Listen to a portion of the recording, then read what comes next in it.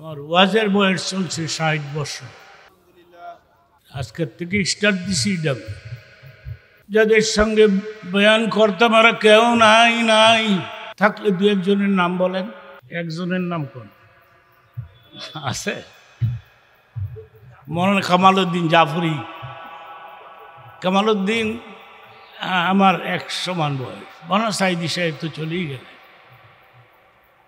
লুৎফুর রহমান সাহেব চলে গেলেন,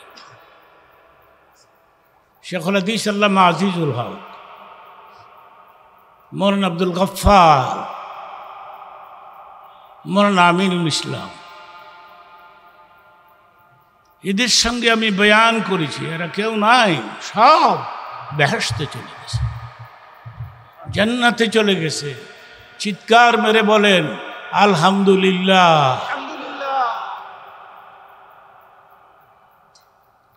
এখনো আমি আপনাদের সামনে বেঁচে আসি এবং বয়ান করি। আমিও ডেলি 2টা ওয়াজ করি। এটা আমার ওয়াজ না, এটা আমার স্পেশাল একটা প্রোগ্রাম। আজি সাহেব আমাকে দাওয়াত না দিয়ে বাসে না, আমাকে দিতেই হবে, ঠিক কি না? না আপনারা চান না যুক্তিবাদী আসুক এই বুড়া বয়সে? যাদের সাথে ওয়াজ করতে পারে কেউ নাই, সব জান্নাতে আছে। আহা, আমার বয়স 80 চলছে, 80, 81তে এই তো 81 স্টার্ট হয়ে যাবে। 80 বছরের লোকটা কি সাথে ওয়াজ করবো আর কতক্ষণ করবো? এখন লোকেরা আমাকে দাওয়াত দেয় শুধু দেখার জন্যে, ঠিক কিনা বলুন? আপনারা আমাকে দেখতে আসছেন, ঠিক কিনা কুমিল্লার ভাইরা? আমি তার আগেও বলেছি আপনারা আমার ডবল আত্মীয়। আমার মেয়ে বিয়ে দিয়েছি কুমিল্লা, আমি ছেলেও বিয়ে করাইলাম কুমিল্লা, ডবল আত্মীয়। সুতরাং অন্য বক্তারা বেশি বেশি লম্বা সময় নিয়ে বয়ান করবে, আমি এশার নামাজের আজান হলেই ছেড়ে দিব। আমাকে চলে যেতে হবে আর একটা প্রোগ্রামে, অনেক দূর। সেই জন্যে আমি আপনাদেরকে রেখে গেলাম। আমার পরবর্তী মৌলানা কি যেন পীর সাহেব, মুস্তাক পীর সাহেব, মৌলানা কই? হ্যাঁ, মাহবুব হুসাইন আহমদ তিনিও আছেন, মুস্তাক ফয়েজি পীর সাহেবও আছেন, মহিবুল্লাহ উনি কোথায় আসছে? মহিবুল্লাহ মৌলানা, উনি ভালো বক্তা, ভালো আলোচক, তিনিও বয়ান করবেন। আপনারা বলেন আলহামদুলিল্লাহ, বলেন মাশাআল্লাহ। তো ছোট্ট একটা টুকরা তেলাওয়াত করেছি, আর কিছু ব্যাখ্যা দিয়ে আমি আমার বয়ান শেষ করি।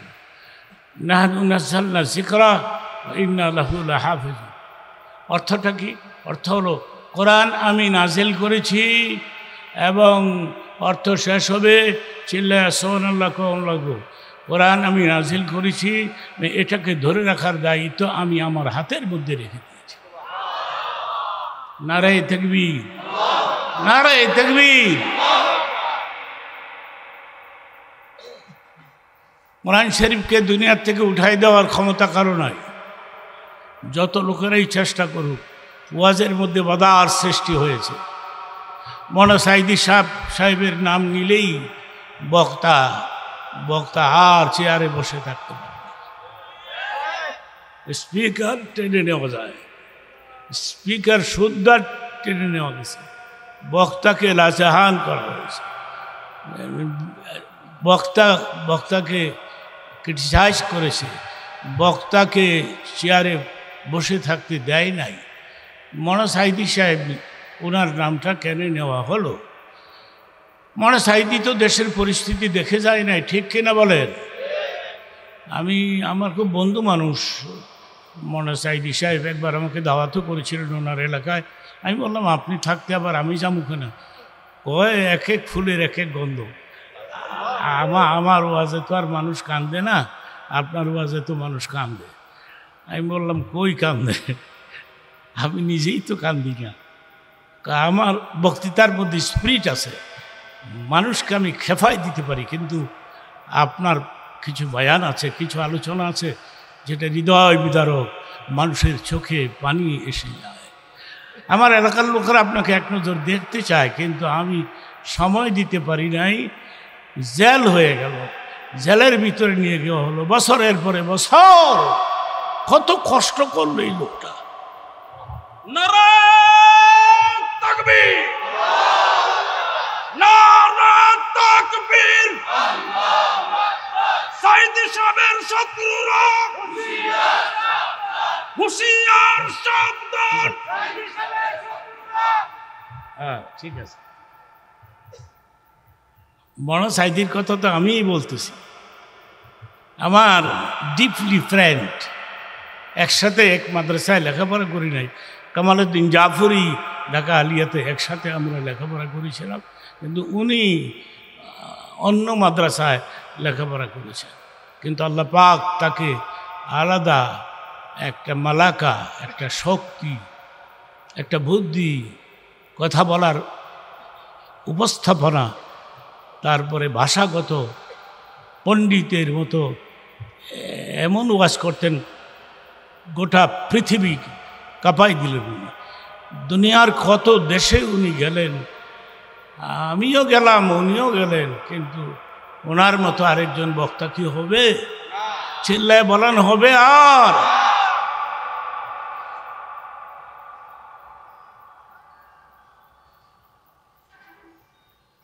কোরআন শরীফের শত্রুতামি করে কোনো লাভ নাই। কোরআনকে আল্লাহ ধরে রাখবে। নাহনু নাযালনা যিকরা, কোরআন আমি নাযিল করেছি, ওয়া ইন্না লাহু লাহাফিজুন, এটাকে আমি আল্লাহ নিজে আমার হাতে ধরে রাখবো। দুনিয়া থেকে কোরআন উঠাই দেওয়ার জন্যে আপনাদেরকে তিনটা কাজ করতে হবে। প্রথম কাজ হলো, খেয়াল করে কথাগুলি শুনতে হবে, প্রথম কাজ হলো সমস্ত হাফেজদেরকে মেরে ফেলতে হবে। একটা হাফেজও পৃথিবীতে থাকবে না। এটা কি সম্ভব? চিল্লায় বলেন, এটা কি সম্ভব? আরেকটা কি কাজ করতে হবে? এই কোরআনের কপিগুলি জ্বালিয়ে পুড়ে ছাই করে দিতে হবে। পৃথিবীর কোথাও কোরআন শরীফের একটা কপি থাকবে না। এটাও কি সম্ভব? যে কোনো কায়দায় আল্লাহর পৃথিবীতে কোরআনের কপি থাকবে, ঠিক কিনা বলেন?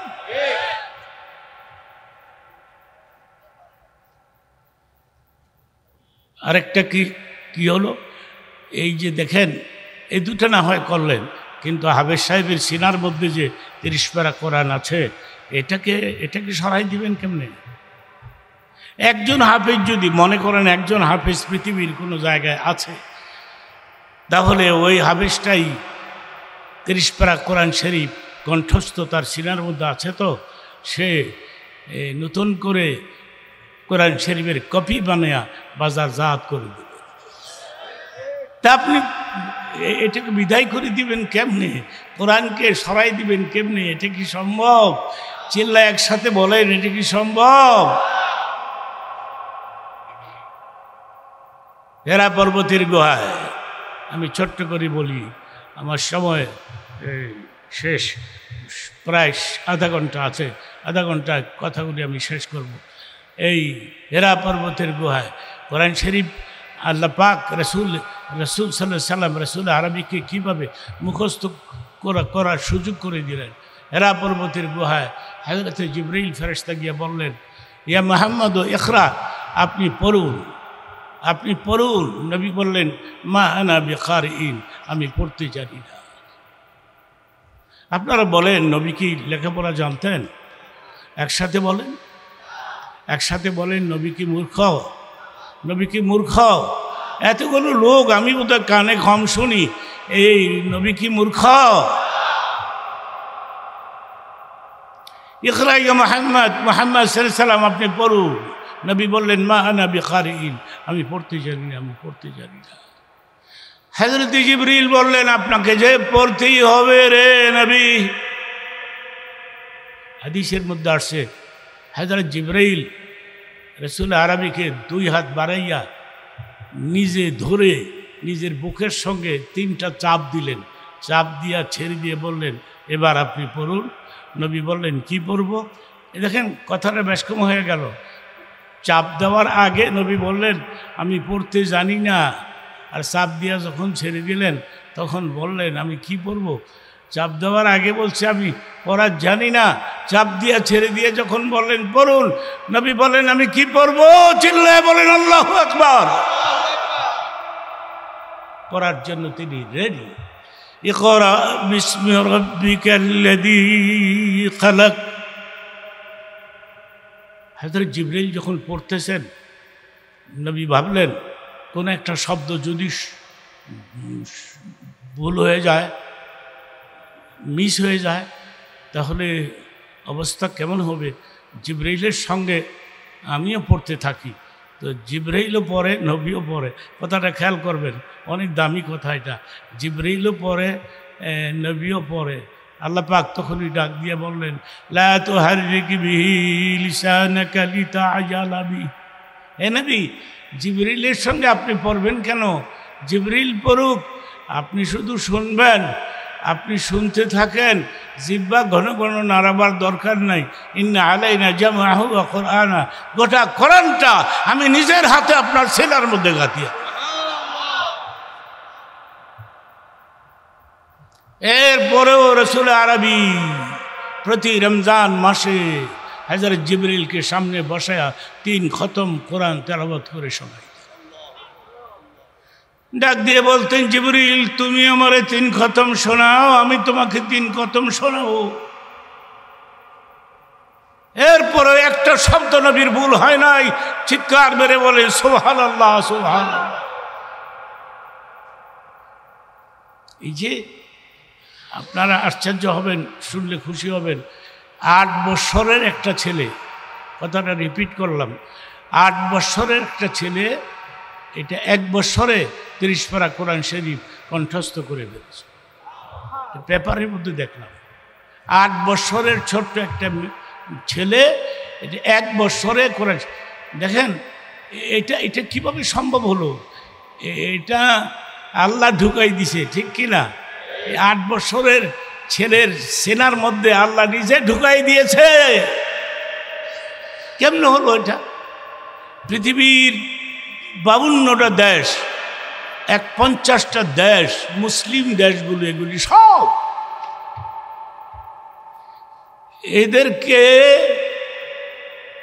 এদেরকে ডিঙ্গিয়া বাংলাদেশের হাফেজ ফার্স্ট হইল, ঠিক কিনা বলেন? চিল্লায় বলেন ঠিক কিনা? নারায়ে তাকবীর, নারায়ে তাকবীর। তাহলে কেমনে হয় এটা, কীভাবে হয়? আপনারা জানেন আমার এই বক্তৃতার জীবনে আমি যে কত হাফেজদের মাথায়, কালকে একটা প্রোগ্রাম ছিল আমার আখাউড়াতে, সেখানে 6টা ছাত্রের মাথায় পাগড়ি বাঁধলাম। আলহামদুলিল্লাহ কর, 6টা ছাত্রের মাথায় পাগড়ি বাঁধলাম। আমার বক্তৃতার এই জীবনে আমি কত পাগড়ি বাঁধলাম তো। হঠাৎ করে একটা ঘটনা মনে হয়ে গেল, বলে ফেলি 1 মিনিটে, এরপরে বাকি কথাটা সময় মতো আমি ছেড়ে দিব না। ছোট্ট একটা মোনাজাত করবো না। হাজী সাহেব তার ফ্যামিলির জন্য দোয়া চেয়েছে, শুধু ফ্যামিলি না, কুমিল্লাবাসীর জন্য, গোটা দেশের জন্য, ঠিক কিনা বলে? সমস্ত মুর্দাদের জন্যে তিনি দোয়া চেয়েছেন। মারা গেছে যারা, এদের জন্য দোয়া করবেন, আমার ফ্যামিলির লোকদেরকে দোয়া করবেন, আমার জন্য দোয়া করবেন। হ্যাঁ, এই টাকা পয়সা আল্লাহই দেয় এবং খরচ আমরাই করতেছি। ওনার জন্য একটু দোয়া করে আমি মাইক ছেড়ে দিব, এরপরে আজান হবে, এরপরে আবার এশার নামাজ পড়ে আবার গোলগাল হয়ে পরবর্তী বক্তারা আসবেন ভাই সিরিয়ালে। আমার হঠাৎ করে একটা ছোট্ট ঘটনা মনে হলো। আমি গুলশানে এই খতমে তারাবি পড়তে গিয়েছিলাম, আসর টু মাগরিব পর্যন্ত সেখানে আমার বয়ান ছিল। বয়ান করতে গিয়ে শুনলাম সেখানে গুলশানের লোকেরা তো ধনী মানুষ, ওই যে হাদিয়া দেয়, হাফেজ সাহেব হাদিয়া দেয় 2 লক্ষ, তারপরে 1.5 লক্ষ, তারপরে 50,000, একেবারে পিচ্ছি একটা হাফেজ আছে ছোট, এটা এক্সপার্ট খুব বেশি, এটা লোকমা দেয়, পেছনে দাঁড়ায় লোকমা দেয়, একটু বেশ কম হইলে ধরে ফেলে, এত এক্সপার্ট। এটার কপালের মধ্যে আমি চুমা দিলাম, সুবহানাল্লাহ কর, পিচ্ছি তো ছোট। আমি বললাম বাবা তোমার কপালে একটা চুমা দিই, কোরআন শিব পুরাটা মহস্ত, তোমার মহস্তই তো তুমি কেমনে ধরো, এই ভুল ধরো কেমনে? ধরে ফেলি, আমি শর্ট করে ধরে ফেলি। কিন্তু যে হাফেজটাকে 2 লক্ষ টাকা হাদিয়া দেয়, এই হাফেজটা আপনার এই আমি ভাবলাম খতমে তারাবিটা পড়ে যাই, তো প্রথম যে 8 রাকাত পড়াইলো তার কণ্ঠ এত ভালো, আমারই পাগল করে ফেলেছে। আমি বললাম বাবা আল্লাহ পাক তোমাকে চমৎকার একটা কণ্ঠ দান করেছে, কোরআন তেলাওয়াত করে আমাকে পাগল বানাই দিলাম। কয় হুজুর, যুক্তিবাদী হুজুর, আমি তো আপনাকে চিনি, কিন্তু আপনি তো আমাকে চিনেন না, আমি কেমনে? আপনি আমাদের গ্রামের মাদ্রাসায় ওয়াজ করতে গিয়েছিলেন, ওই বছর আমি পাগড়ি নেই, আপনি নিজের হাতে আমার মাথায় পাগড়ি বেঁধে দিয়েছিলেন। আমি বললাম বাবা ওই দিন তো আমি তোমার তেলাওয়াত শুনি নাই, তুমি এত সুন্দর কণ্ঠ তোমার, তুমি আমি যদি তোমার যাত্রাবাড়ি আমি একটা মসজিদ বানাইছি, ওইটা 5 তলা মসজিদ, এয়ার কন্ডিশন, ওই আমার মসজিদে যদি তোমার নিয়ে যাই বাবা, যাইবা একবার, শুধু একবার, আমি না হয় হাদিয়া বাড়াই দিব না, এত 2 লাখ টাকা দেয়, আমি না হয় 3 লাখ দিয়ে দিব না, তুমি একবার হইলেও যাইবা। আমি ডাক দিয়ে বলে হুজুর আমার মন চায় আপনার পেছনে সার্ভিস দেই, কিন্তু গুলশানের লোকেরা যে আমাকে সারে না, আমি যদি কই নট থাকবো না, তাহলে 10,000 টাকা বেতন বাড়ায় দেয়, আবার নট কইলে আবার 10,000 বাড়ায় দেয়। আমাকে তাইলে তুই এক কাম কর, তুই খালি নট কইতে থাক। চিন্তা করেছেন? এক শ্রেণীর লোক আছে আমাদের সমাজে, এদের একটা ফালতু ধারণা যে হাফেজ বানাবো, হাফেজ হইলে বাদ পাইব, মৌলবীরা বাদ পাইব, মৌলবীরা বলে বাদ পায় না, না খায় না, মুরগার রান খায়, এক হাত লম্বা কই মাছ খায়।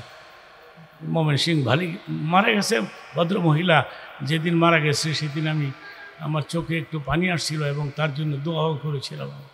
স্বামী বিলেত মোমেন সিং ওয়াজে গেছি, তো মোমেন সিংয়ের মানুষ তো মূর্খ টাইপের, একটু বোকা টাইপের আর কি, কিন্তু ভদ্র, মাথার মধ্যে টুপি নাই, গামছা ফেঁসায় ওয়াজ উঠেছে। তো মাহফিলটা একটু অন্ধকারের মতো মনে হচ্ছে আমার, কিন্তু ওয়াজ ভালো বুঝে। স্বামী বিলের থেকে একটা কই মাছ ধরছে, বড় কই মাছ, আমার জীবনে এত বড় কই মাছ আমি দেখি নাই। কই মাছের মাথা কই, লেজ কই, খুঁজা পাই না। তো স্ত্রী বলছে তুমি জানো নি মরনা যুক্তিবাদী যে ওয়াজ করতে আইবে? শুনছি তো আসবে, তো তুমি যদি মাছটা বিক্রি না করো তাইলে আমি ভাজি করে দেই, হুজুরে নিয়ে দিতা খাইতো, আর আমার ছেলে মেয়েদের জন্য একটু দোয়া করতো। ভাজি করে দিছে পরে স্বামী ওই মাছটা লই আইছে আমার কাছে, আইনা যখন খুলছে আমি কই বাবারে বাবা এটা কি এত বড় মাছ করতে আনছে? এই ওয়াজটা আমার ভাইরাল হয়ে গেল গোটা দেশে। কি চাও যুক্তিবাদী কই মাছ পছন্দ করে। আজকে কই মাছ দিছিলেন আপনার? কই মাছ দেয় নাই, কিন্তু গতকালকে দিছিল স্মল সাইজ, ছোট সাইজ। এত বড় পাইব কই? হুজুর আমার বেগম আপনাকে অনেক ভালোবাসে, এই ভাজি করে দিছে, আপনি খাইতেন, এইটা আমার ফ্যামিলির জন্য দোয়া করতেন। যেদিন মারা গেছে সেদিন আমি দোয়া করছি, আল্লাহ এই মহিলাকে তুমি জান্নাত দিয়ে দিও, এই পুরুষটারও তুমি জান্নাত দিয়ে দিও। মৌলবীরা বললে বাদ পায় না, কেডা কিছু বাদ পায় না। মৌলবী পৃথিবীর, আমি চ্যালেঞ্জ করলাম আপনাদের সামনে কুমিল্লার ভাইরা, পৃথিবীর কোনো দেশে যদি আপনি প্রমাণ করতে পারেন একটা হাফেজ না খাইয়া মারা গেছে, একটা মাওলানা মারা গেছে, তাহলে আমি আমি আর ওয়াজ করবো না, মাইকের সামনে আসবো না। আমি একটা হাদিস পাঠ করব এখন, এরপরে হাদিসটার অর্থ করে শেষ করব এবং মুনাজাত দিব। খেয়াল করে শুনতে হবে। মান কারা আল কোরআন ওয়া আমিলা বিমা ফিহি উলবিসা ওয়ালিদাহু তাজা ইয়াউমাল কিয়ামা। আলেমের মা, এই সুবহানাল্লাহ কইতে হইব, পরে কথা শেষ হোক।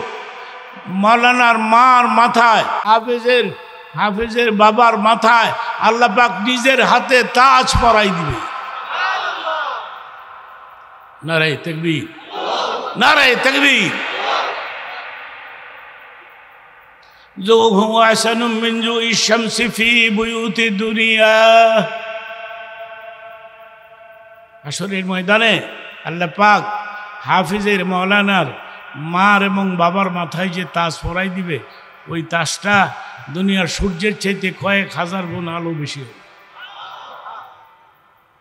হাফিজের মা, হাফিজের বা, আপনার আমার একটা প্রশ্নের উত্তর দেন, আমার একটা উত্তর দেন। মনে করেন একটা স্পেশাল প্রোগ্রাম চলছে, শুধু মহিলা আর মহিলা, মহিলা আর মহিলা। হঠাৎ করে সেখানে একজন এই হাফিজের মা হাজির হয়ে গেছে।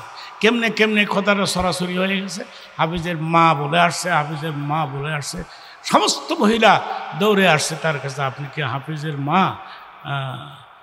আপনার এই গর্বে বাচ্চা হাফিজ হয়েছে? হ্যাঁ, আমি হাফিজের মা। তাহলে তো আজকের এই প্রোগ্রামে আপনারই দাম বেশি। সুবহানাল্লাহ। আপনার ডিমান্ড বেশি, আপনার মূল্য বেশি, আপনার দাম বেশি। আপনি হাফিজের মা, হাফিজের বাপ, হাফিজের মা। কুমিল্লার বাবারা, আজকের এই বক্তৃতায় আমি তোমাদেরকে অনুরোধ করব, আজকে রাত্রে বাসায় গিয়ে বেগমের সঙ্গে একসাথে শুইয়া দরজনে পরামর্শ করবা যে যুক্তিবাদী কইছে একটা হাফিজের বাপ হইতাম, হাফিজের তুমি মা হইতা। আমাদের ডিমান্ড বলে বেশি। আসর এই ময়দানে আল্লাহ নিজের হাতে তাজ পরাই দিবে। ওই তাজটা নাকি দুনিয়ার সূর্যের চাইতে কয়েক হাজার গুণ বেশি আলো হবে। তো আমরা আসো নিয়ত করি, আল্লাহ যদি 4টা বাচ্চা দিয়ে থাকে, একটা বাচ্চাকে ইংরাজি পড়ান, আরেকটা বাচ্চাকে হাফেজ মাওলানা বানান, আপনি দেখবেন ওই হাফেজ আর মাওলানা তার ডিমান্ড বেশি, দুনিয়াতেও বেশি, আখিরাতেও বেশি। ঠিক কিনা জোরে বলেন? ছোট্ট একটা এক্সাম্পল দিয়ে শেষ করব। জারবুল মিসাল, একটা দৃষ্টান্ত দিচ্ছি আপনাদেরকে। এই এক লোক গ্রাম অঞ্চলে, খেয়াল করে শুনবেন, গ্রাম অঞ্চলে থাকে, এই জায়গা জমি বিক্রি করে পোলারে ইংরেজি লেখাপড়া করেছে। পোলা এখন এসপি হয়েছে, সুপারিনটেন্ডেন্ট অফ পুলিশ হয়েছে, বড় অফিসার হয়েছে। তো চিঠি লিখছে, বাবা আমি তো গ্রামে থাকি, মূর্খ মানুষ, তো আমার মন চায় একটু শহর দেখতাম। তুমি যদি আমাকে নেওয়ার ব্যবস্থা করো রে বাবা, তাইলে আমি যাব শহর দেখতে। এসপি কয়, বাবা আমার কাছ থেকে 10টা টাকা লইও, টাকা লইয়া তুমি লঞ্চে উঠা নারায়ণগঞ্জে নাইমো, নারায়ণগঞ্জে নাইমা গাড়িতে চইরো, গাড়িতে চইরা কমলাপুর আইসো, আমার ড্রাইভার যাবে, তো তোমাকে ওখান থেকে নিয়ে আসবে। আমি একটা ফর এক্সাম্পল দিচ্ছি, হাদিসটার সঙ্গে মিলাই দিব এখন। আগে যে হাদিসটা তেলাওয়াত করেছি এটার সঙ্গে আমি মিলাই দিব এখনই। তারপরে বাবা তুমি এভাবে এভাবে করে আসো, গেছে বাবায়। কিন্তু এইটা হলো নিয়ম, যারা শহরে থাকে গ্রামে ভালো লাগে না, গ্রামে গেলে শহর ভালো লাগে না। তো বাবা অনেক দিন হলো আমি গ্রামে থাকতেছি, আমার শ্বাস বন্ধ হয়ে আসতেছে, তুমি একটা ব্যবস্থা করে আমাকে পাঠায় দাও। হ্যাঁ, তো খেয়াল করবেন কথাটা। একটা এসপি তো তার তো ডিমান্ড আছে, তার তো দাম আছে।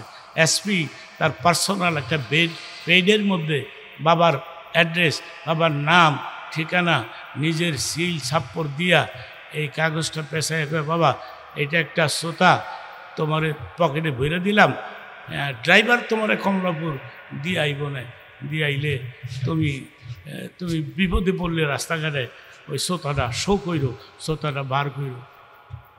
তো ড্রাইভার উঠাই দিয়ে আইছে, উঠাই দিয়ে কয়, চাচা এটা ফার্স্ট ক্লাস কম্পার্টমেন্ট, এখানে বসে থাকেন, আপনি বসেন, বিপদ হইলে সোতা ভার করেন, বিপদ হইলে।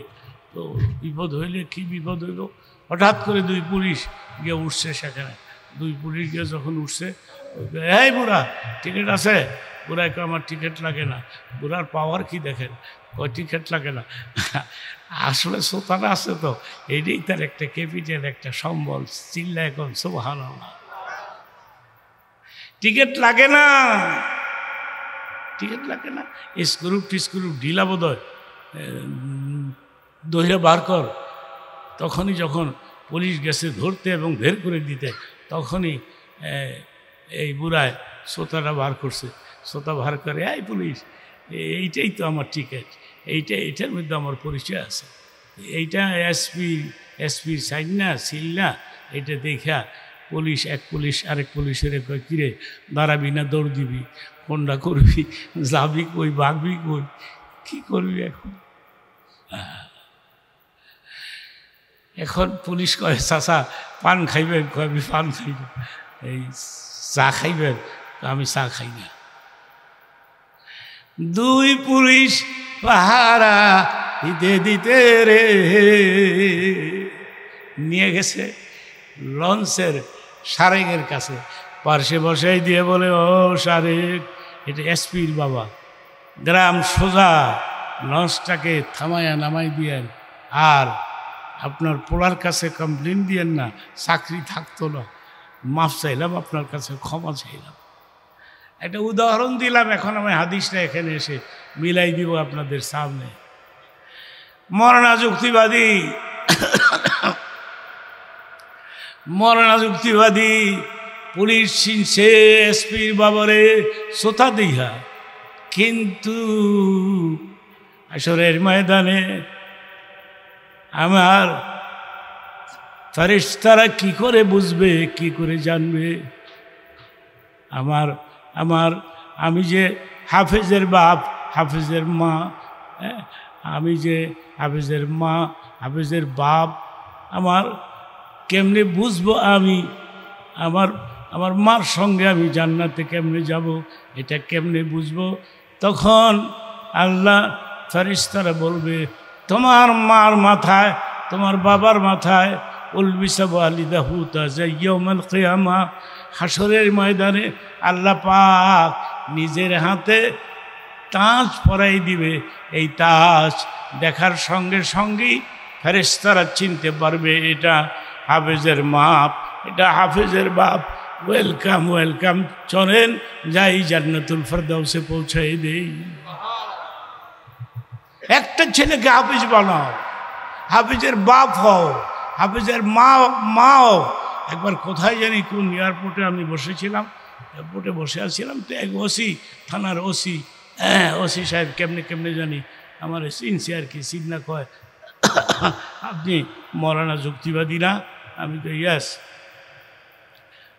আপনার ওয়াশ হই না, আমার একটা পোলার হাফেজ বানাইছিলাম। হাফেজ বানাইছিলেন আপনি? হাফেজের বাপ, এখন আর ঘুষ টুস খান না তো? না, এখন ঘুষ খাই না, এখন ঘুষ খাওয়া লাগে না। আমার পোলায় আমারে কয়, তুমি না হাফেজের বাপ, বাবা আজকালতে আর ঘুষ খাইও না। হুজুর এখন আর ঘুষ খাই না আমি, এখন আমার এমনি আমার বরকত হয়, সুবহানাল্লাহ। এখন ঘুষ খাওয়া লাগে না, আমি হাফেজের বাপ, আমি অহংকার করতে পারি, আমার ওয়াইফ বলতে পারে হাফেজের মা। সেই জন্য তোমাদেরকে অনুরোধ করলাম, কুমিল্লার বাবারা, একটা ছেলেকে হাফেজ বানাও, একটা ছেলেকে মাওলানা বানাও। আমি তো আর আমার পোলারে হাফেজ করতে 10 মিনিট সময়, 10-15 মিনিট সময় আছে, কেউ দাঁড়াবেন না, আমি একটা ছোট্ট মোনাজাত দিব, 10-15 মিনিটে আমার কথাটা বিশ্বাস করব। এই তারপরে কি হলো, আমার পোলারে, আমার 2 পোলা, এক পোলা দেশের বাইরে থাকে, আরেক পোলা এই দেশেই থাকে। মাওলানা আবু বকর সিদ্দিক, মাওলানা মোটামুটি ওয়াজ করার ট্রাই করতেছে, চেষ্টা করতেছে আর কি। এটা কি চেষ্টা করলে হয়? এটা আইলে এমনি আইয়ে, ঠিক কিনা? তবে উস্তাদদের দোয়া লাগে, ঠিক কিনা বলো? টিচারদের দোয়া লাগে, মুরব্বীদের দোয়া লাগে। এমন একজন মাওলানা বাংলাদেশে নাই আমাকে দোয়া করে নাই। আপনি একজন ফিগারও পাবেন না। মাওলানা যুক্তিবাদী, খারাপ মানুষ। আমি এদের সাথে আমার দোয়া করেছে দিন মোহাম্মদ খান সাহেব। আমি হুজুরের কাছে 3 বছর তফসির পড়েছি। দিন মোহাম্মদ খান সাহেব বহুত বড় ধনী মাওলানা ছিলেন। আমি হুজুরের কাছে 3 বছর তফসির করেছি। তফসিরে আমি 90 নম্বর পেয়েছি। বুঝছেন, আমার এই যে হ্যান্ডবিলের মধ্যে এত কিছু লেখা আছে, এগুলো চ্যালেঞ্জ করতে পারে না মানুষ। যে একটা চ্যালেঞ্জ ছুঁড়ে দেই, যুক্তিবাদীরা আটকাই দিই। বক্তারা একটু ভুল করলেই তো ভাইরাল হয়ে যায়, সামান্য কিছু ভুল করলেই ভাইরাল হয়ে যায়। তো আপনারা চ্যালেঞ্জ করতে পারেন না যে আমার ফার্স্ট ক্লাস আছে কিনা, ফাজেলে আছে কিনা, দাখেলে আছে কিনা, আলেমে আছে কিনা, অল ফার্স্ট ক্লাস। মারহাবা বলেন, মাশাল্লাহ বলেন, আলহামদুলিল্লাহ বলেন। দিন মোহাম্মদ খান সাহেব আমার টিচার। হুজুরের কাছে আমি তাফসীর পড়েছি, হুজুরের জানাজায় আমি অংশগ্রহণ করেছি। বহুত বড় আলেম। ছোট্ট একটা কথা মনে হয়ে গেছে, বলে ফেলি, 2 মিনিট সময় লাগবে।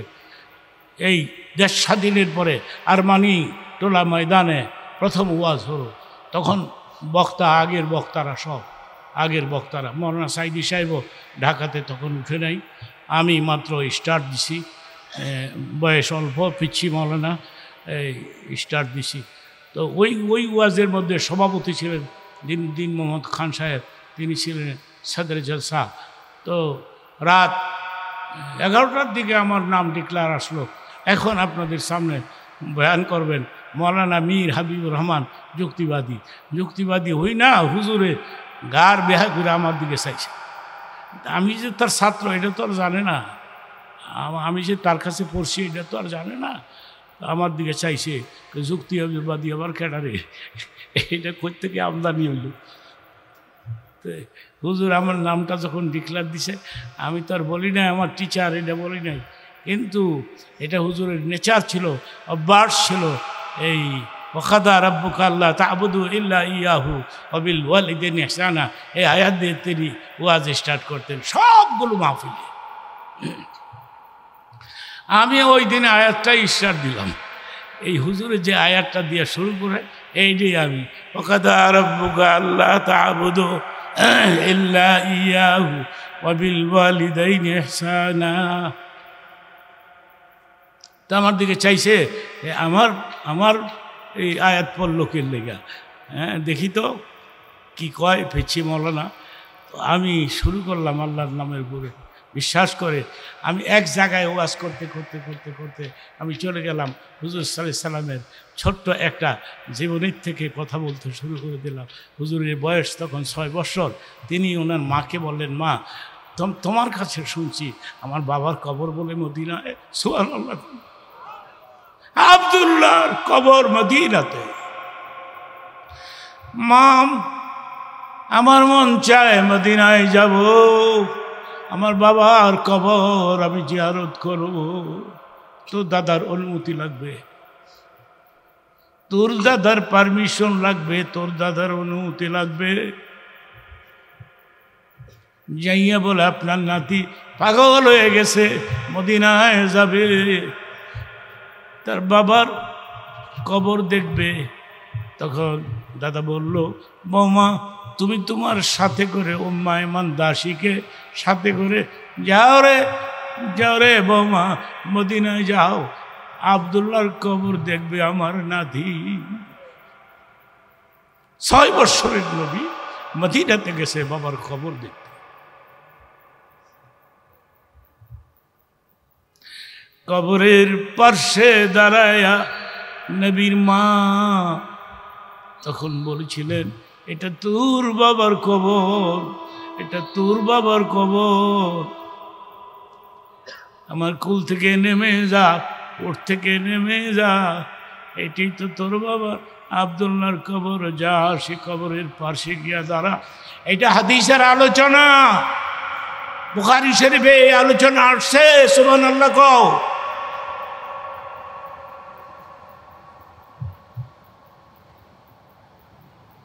নাম, উটের থেকে নাম, আমার কুল থেকে নাম, এটা তোর বাবা আবদুল্লাহর কবর, যা বাবাকে ডাক দে, আমি দেখবো উঠেনি তরে খোলে লয়টি।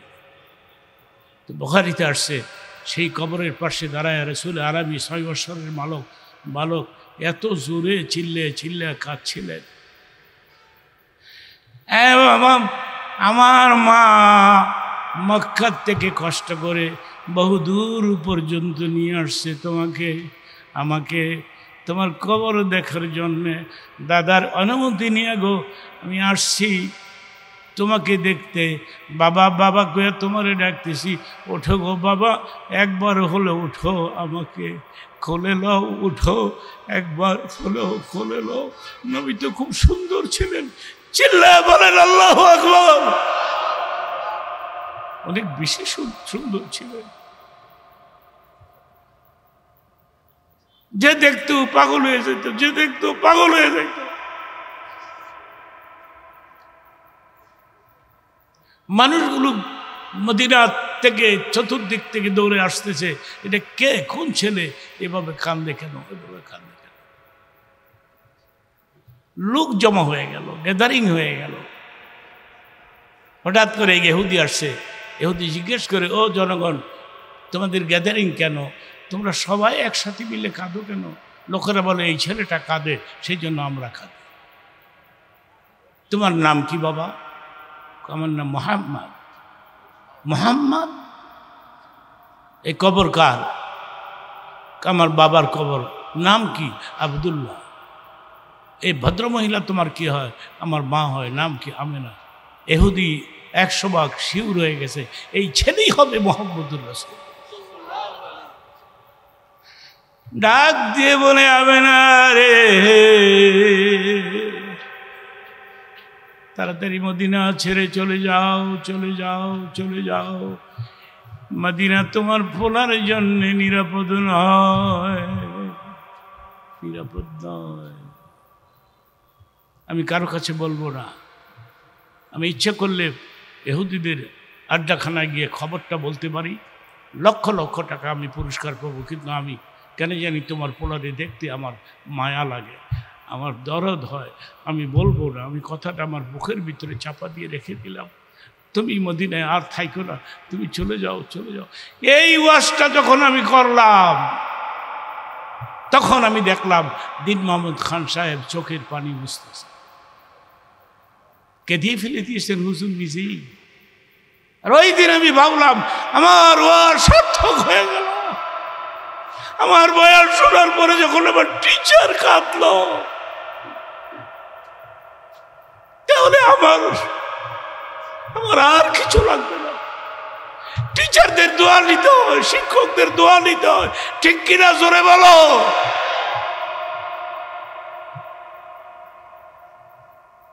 এমনি বক্তা হওয়া যায় না, এমনি সুনাম অর্জন করা যায় না দুনিয়াব্যাপী। কত বক্তারাই তুই লেখলো আন্তর্জাতিক। আন্তর্জাতিক কথাটার অর্থ কি?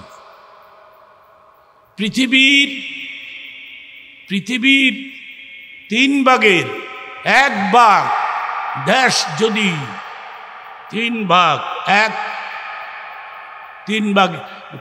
ভাগের 1 ভাগ দেশ যদি আপনি ঘুরতে পারেন, তাহলে আপনি আপনার নামের আগে ইন্টারন্যাশনাল লেকচারার লিখতে পারবেন, আন্তর্জাতিক বক্তা লিখতে পারবেন। আর না হয় এই কথাটা না লিখে অন্য কিছু লিখলেই ভালো হয়।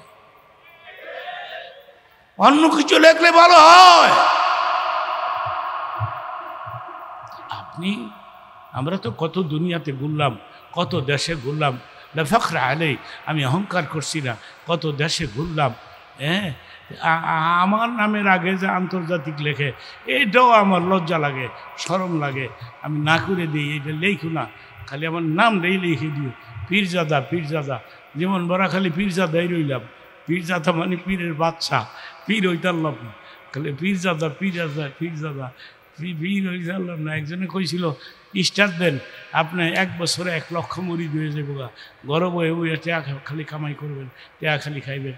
পীরেরা হুমানে টেয়া কামাই করতেছে, সমানে পীরেরা আখরাক দিয়া এই, তারপরে এরা মুরিদদের দাওয়াত দিয়া বৎসরে 2বার 3বার 4বার দাওয়াত দিয়া মুরিদের অর্জিত এই পায়ের শরীরের ঘাম এগুলি ফেলে টাকা কামাই করে পীর সাহেবের বাড়িতে নিয়ে যায়, গরু নিয়ে যায়, খাসি নিয়ে যায়, বকরি নিয়ে যায়, ঠিক কিনা বলেন? নিয়ে যায়। এগুলি বন্ধ করতে হবে আস্তে আস্তে। তারপরে দেশ যখন আস্তে আস্তে ভালো হচ্ছে, ইনশাআল্লাহ ঠিক হয়ে যাবে। দেশের অবস্থা তো বর্তমানে ভালো, আলহামদুলিল্লাহ ভালোই দেখতেছি, কিন্তু আমি চিন্তা করে দেখতেছি অবস্থা ভালো না, সামনে আরও বিপদ হইতে পারে। ঠিক আছেন? ঠিক নাই, কারণ এই শেখ হাসিনা বলতেছে উনি নাকি আবার আইব, আবার যদি আইয়াই পড়ে তাইলে উভয় নেই। কী যে হইব দেশটা আল্লাহ জানে। আমার ভাইয়েরা রাজনীতি করি না, বুঝিও না, দরকার নাই। এই আছি, ঠিকই আছি, কোন দিকে জায়গা দেশ ঠিক নাই। আল্লাহ আমাদের শান্তিতে রাখুক। হ্যাঁ, এই দেশটা ইসলামী স্টেট হয়ে যাক, ঠিক কিনা? সমস্ত দল আছে, সব দল একদল হয়ে যাক, তারপরে নির্বাচনটা করুক, তাহলে দেখবেন শক্তি বাড়বে। ঠিক কিনা বলেন? ঠিক কিনা জোরে বলেন, ঠিক কিনা? নারায়ে তাকবীর, নারায়ে তাকবীর। সবাই আওয়াজ করে বলেন নারায়ে তাকবীর।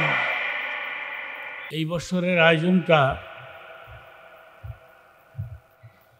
আলাদা ধরনের হয়ে গেল।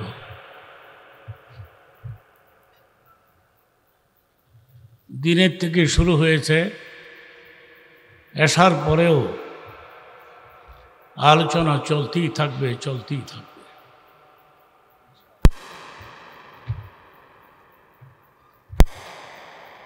জনাব হাজী সাহেব,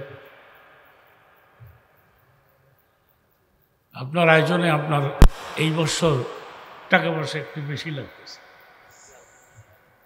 টাকাটা তো কোনো ব্যাপার না, মানুষ আপনার জন্য দোয়া করবে। এই ধরনের একটা প্রোগ্রাম 10 গ্রামের লোকেরাও মিল্লা করাইতে পারে না। উনি উনার ফ্যামিলির লোকজন নিয়ে এই প্রোগ্রামটা করান এবং আমাকে সভাপতি বানাইছে। সভাপতি হইল বিপদে পড়ে গেছি। আমার একটা প্রোগ্রাম আছে, আমাকে চলে যেতে হবে, সেই জন্য আমাকে প্রোগ্রামটা এভাবেই দেওয়া হয়েছে। আমি কালামে পাক থেকে ছোট্ট একটা টুকরা তেলাওয়াত করব, অর্থ করব, কিছু ব্যাখ্যা দিব। আপনারা বলেন ইনশাআল্লাহ। ইনশাআল্লাহ এমন একটা বাক্য যেটা বলতে হয়, না বললে মুসিবতে পড়তে হয়। ছোটকালে একটা গল্প পড়েছিলাম। এক লোক বাজারে যাচ্ছে গাদা কিনবে। প্রতিমধ্যে তার বন্ধুর সঙ্গে দেখা হয়েছে। বন্ধু ডেকে বলে, কি হে, কোথায় যাও? আমি গাদা কিনতে যাই। ভালো কথা, ইনশাআল্লাহ বলো। বাজারে পকেটে টাকা আছে আর বাজারে গাদা আছে, আমি ইনশাআল্লাহ কেন বলব? বললো না বলে তিনি জাল কি হলো?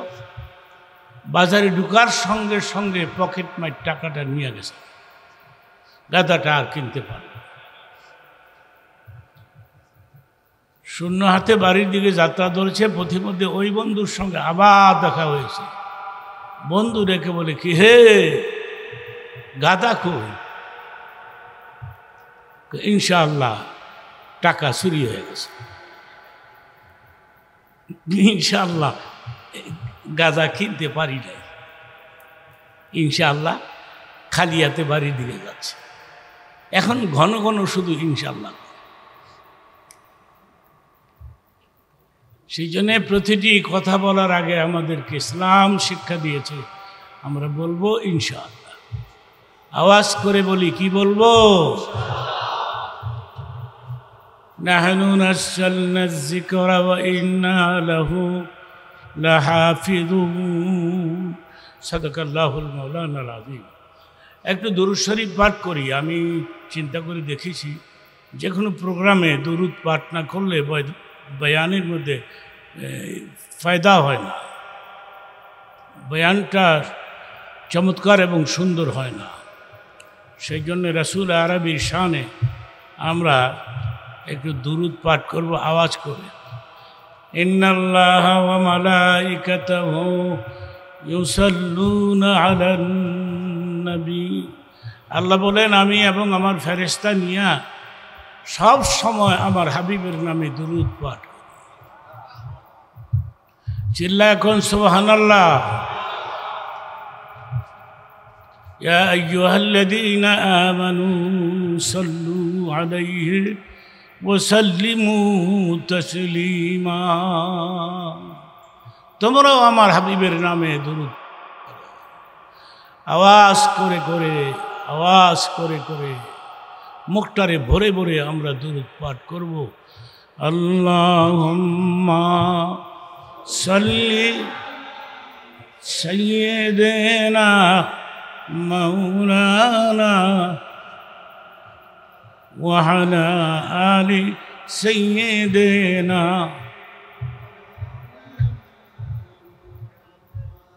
আমার কথাগুলি রেকর্ড হচ্ছে বছর বছর ধরে।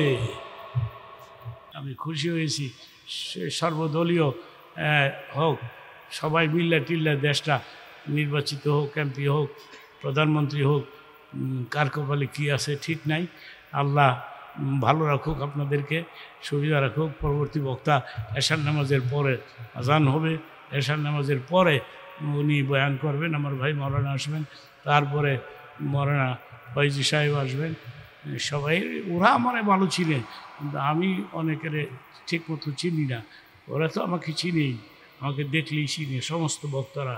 এই যে আজকে যত বক্তা আছে সব আমার এগুলি আমাকে মানে এবং আমাকে রেসপেক্ট করে, সম্মান করে, মান্য করে। এটা নিয়েই আমি আসি। কয়দিন থাকবো আর 100 বছর? এই 80 বছরের পরে কি মানুষ বাঁচেনি? হঠাৎ করে ইদানিং খালি স্বপ্নে দেখি আমার বাবার সাথে দেখা হয়, মার সাথে দেখা হয়, মায় আইসে, বাবাই আইসে। এগুলো এনে লক্ষণ কি? আমি ইমিডিয়েটলি চলে যাব, আমার ডাক আসবে, মালাকুল মউত আসবে, থাকার কোনো কায়দা নাই। ইদা জা আজালুহুম লা ইস্তাখিরুনা সাআ। একটা সেকেন্ড আমি থাকবো না, আমরা এই পৃথিবীতে থাকবো না, কেউ থাকবে না। মাঝি সাহেবকে দোয়া করে গেলাম, আগামীতে আমি বাঁচলে আনে আমো, মরে গেলে দোয়া করে দিয়ে নিই মাহফিলের মধ্যে যে আল্লাহ যতদিন আমি বাঁচি আর কি, হ্যাঁ যে কদিন আমি বৎসরে একবার এখানে আসবো, ওয়াজ কম করি আর বেশি করি, সভাপতি থাই আর না থাই, যেটাই হই ইনশাআল্লাহ। কুমিল্লার ভাইয়েরা, আমি আপনাদেরকে অনেক ভালোবাসি, অনেক ভালোবাসি। আপনারা আমার আত্মীয়, আপনারা আমার নিজের মানুষ, আপন মানুষ। দোয়া করেন। সবার সভাপতি হিসেবে থাকবে ইনশাআল্লাহ, আমাদের জন্য দোয়া করবে। সুবহানাল্লাহ। আমার ভাইরা ইনশাআল্লাহ ভালো থাকেন এবং সুস্থ থাকেন। আসেন আমরা একটু মুনাজাত দিই। আল্লাহুম্মা আমিন। মেহরাজ মারা গেছে, আরে মেহরাজ বন্ধু মানুষ হাজী সাহেবের মারা গেছে। দোয়া করি, আপনাদের জন্য দোয়া করি। রাব্বানা। হ্যাঁ কে এটা মারা গেছে? সুগন্ধির মেয়ে মারা গেছে। আয় আল্লাহ, এই বিশাল প্রোগ্রাম এটাকে কবুল করে না। আয় আল্লাহ, আমাদের জীবনের সমস্ত গুনাহ মাফ করে। আয় আল্লাহ, গুনার পরিমাণ বেশি, নেকের পরিমাণ কম। নেকের পরিমাণ কম রে আল্লাহ, গুনার পরিমাণ বেশি। আমার গুনার কথা আমি জানি আর কেউ জানে না, তুমি জানো, আমি জানি আর কেউ জানে না। আল্লাহ গো, জীবনের গুনার জন্য তোমার দরবারে ক্ষমা চাইলাম, তওবা করলাম। মেহেরবানি করে আমাদের জীবনের এই সমস্ত গুনাহ মাফ করে দাও। তুমি মাফ না করলে কে মাফ করবে? তুমি ক্ষমা না করলে কে ক্ষমা করবে? আমাদের জীবনের সমস্ত অপরাধ মাফ করে দাও। তুমি বলেছ আমার কোনো বান্দা বান্দি জীবনের গুনার কথা মনে করে যখন কান্দে, আর আমি যখন দেখি গাল ভেবে পানির ফোঁটাগুলো জোরে জোরে পড়তেছে, ইন্নাল্লাহ ইয়াগফিরুজ যুনুবা জামিআ, আমি একটা গুনাহ রাখি না, আমি সব গুনাহ মাফ করে দিই। আল্লাহ গো, আমাদের মাফ করে দাও। মা বাপ, দাদা দাদি, নানা নানি, জল দুঃখিনী মা, মা এমন একটা ডাক, যে ডাকটা দিলে মুখটা ভরে যায়। বাপ মা কত কষ্ট করে 10 মাস 10 দিন পেটে বোঝা বইছে, 10 মাস পেটের মধ্যে বোঝা বইছে। আমার মা কলিজার মধ্যে লাথি মেরে দুনিয়াতে আসছি, কত কষ্ট করছে। কোন শীতের রাতে ডাইনে শোয়াইলে পেশাব করে দিতাম, বামে নিয়ে গেলে পেশাব করে দিতাম, বুকের মধ্যে লইয়া বুকে লইয়া ঘুমাইলে পেশাব করে মার বুকটা ভিজাই দিতাম, মার বুক ভিজাই দিতাম, মাকে কত কষ্ট দিতাম, মাকে কত কষ্ট দিতাম।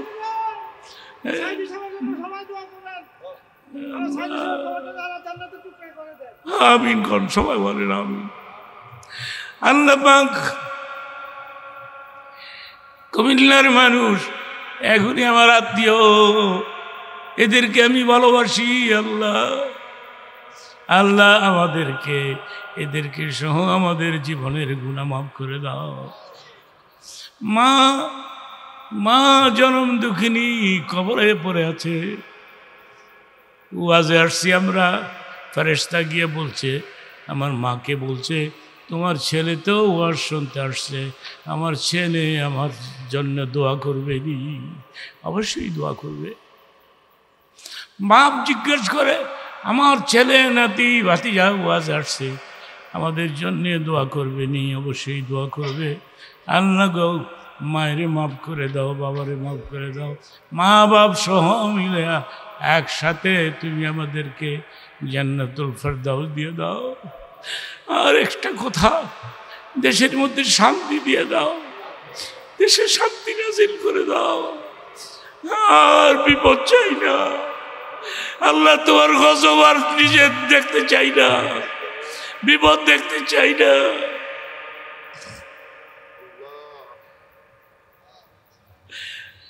এটা আল্লাহর ওলির দেশ, ওলি আল্লাহর দেশ, শাহজালালের দেশ, শাহপরের দেশ।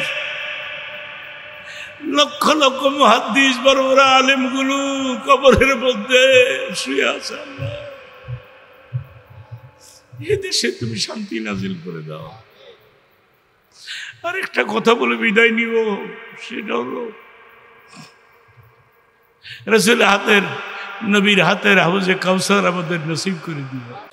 তুমি বলেছ, ইন্না আতাইনাকাল কাউসার, হে নবী আমি কাউসার তোমাকে দিয়ে দিলাম, তোমার উম্মতদেরকে দিয়ে দিলাম। আমি দুনিয়ার কোন নবীকে কাউসার দিব না, তোমাকে কাউসার দিলাম, তোমার উম্মতদেরকে কাউসার দান করলাম। আল্লাহ গো, বিপদের দিন মানুষ যখন পানি পানি করে ডাকবে, সেই দিন নবীর হাতের এক পেয়ালা হাউজে কাউসার তুমি আমাদের নসিব করে দিও। হ্যাঁ, তোমার নবী বলেছেন, এক পেয়ালা হাউজে কাউসার যদি নবীর হাত থেকে কেউ পান করতে পারে, কমপক্ষে 40 বছর পর্যন্ত পানির কথা মনে হবে না। নবীর হাতের এক পেয়ালা, নবীর রওজা বারবার জিয়ারতের সুযোগ করে দিও। আল্লাহ, রমজানে আমি উমরা করার যাওয়ার ইচ্ছা করেছি, আল্লাহ তুমি ব্যবস্থা করে দিও। তোমার নবীর রওজার পাশে দাঁড়াইতে পারি বারবার, কাবার সামনে সামনে সাক্ষী রেখে দাঁড়াইতে পারি, তোমার কাছে তওবা করতে পারি। আল্লাহ এই মুনাজাতটা তুমি কবুল করে নাও, এই দোয়াটা কবুল করে নাও। মা বোনেরা যারা হাত তুলেছে এদের হযরত ফাতেমার ক্যারেক্টার দিয়ে দাও, খাদিজার চরিত্র দিয়ে দাও, হযরত আয়েশার ক্যারেক্টার দিয়ে দাও, স্বামী স্ত্রীর মধ্যে মোহাব্বত পয়দা করে দাও। সময়ের অভাবে আমি মহিলাদের ওয়াজ শোনাইতে পারি নাই, যদি হায়াতে বেঁচে থাকি আগামীতে আমি মহিলাদের ওয়াজ শোনাবো। যদি বেঁচে থাকি, হ্যাঁ, স্বামী স্ত্রীর মধ্যে মোহাব্বত পয়দা করে দাও, ঝগড়া ফাসাদ এগুলি উঠাই দিও। স্বামী স্ত্রী হাদিসের মধ্যে আসছে, স্বামী স্ত্রী এক বালিশে দুই মাথা দিয়ে মুখামুখি হয়ে একে অপরের উপরে হাত দিয়ে যদি ঘুমায়, যতক্ষণ ঘুমাবে নফল নামাজের সওয়াব হতে থাকবে।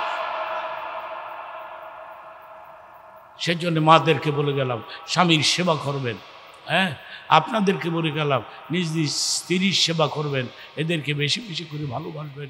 যুবক বাবারা, তোমরা তোমাদেরকে দ্বীনের ইসলামের পাগল বানায় দেখ, হ্যাঁ, ইসলামের খাদেম তোমাদেরকে কবুল করুক। নামাজ যাতে নষ্ট না হয় খবরদার। মসজিদ কাছে থাকলে জামাতে নামাজ পড়বা বাবারা, জুমার নামাজ তো বাদ দিবেই না, জুমার নামাজও পড়বা, জুমার নামাজ পড়বা 5 ওয়াক্ত নামাজ পড়বা, মার সেবা করবা, বাবার সেবা করবা, হ্যাঁ, আর ভাইরা মিললে মিশা চলবা। আমি এই দোয়া করে গেলাম, আল্লাহ তোমাদের সুখে রাখুক, শান্তি রাখুক, আল্লাহ আমাদের হায়াতকে লম্বা করে দিও। সারাদিন রাস্তাঘাটে পড়ে থাকি, আল্লাহ তুমি একটু হেফাজতে ধরে রেখো, হেফাজত করিও আল্লাহ।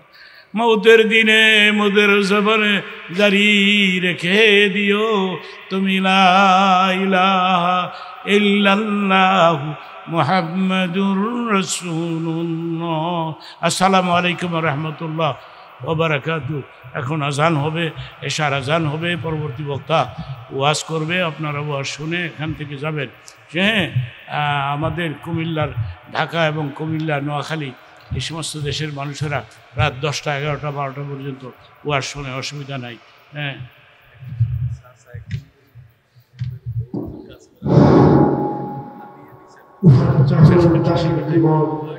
আমরা শুধু বিজয়টা চাই, ঠিক আছে। মৃত্যু ভিতরা মৃত্যু কোথায় খুঁজে বেড়াই। প্রিয় উপস্থিতি, মহান স্রষ্টার নিকট শুকরিয়া জ্ঞাপন করছি। আল্লাহ তাআলা আমাদেরকে আজকের মাহফিলের 3য় অধিবেশন সমাপন করার তৌফিক দান করেছেন। সবাই শুকরিয়া স্বরূপ বলি আলহামদুলিল্লাহ। সম্মানিত উপস্থিতি, সম্মানিত মুসলিম তাওহীদি জনতা, এই পর্যায়ে আমাদের এশার নামাজের বিরতি, ইনশাআল্লাহ নামাজ বাদ আমরা আমাদের মাহফিলের সমাপনী অধিবেশন শুরু করব ইনশাআল্লাহ। সবাই ওযু করে প্যান্ডেলের ভিতরে সারিবদ্ধভাবে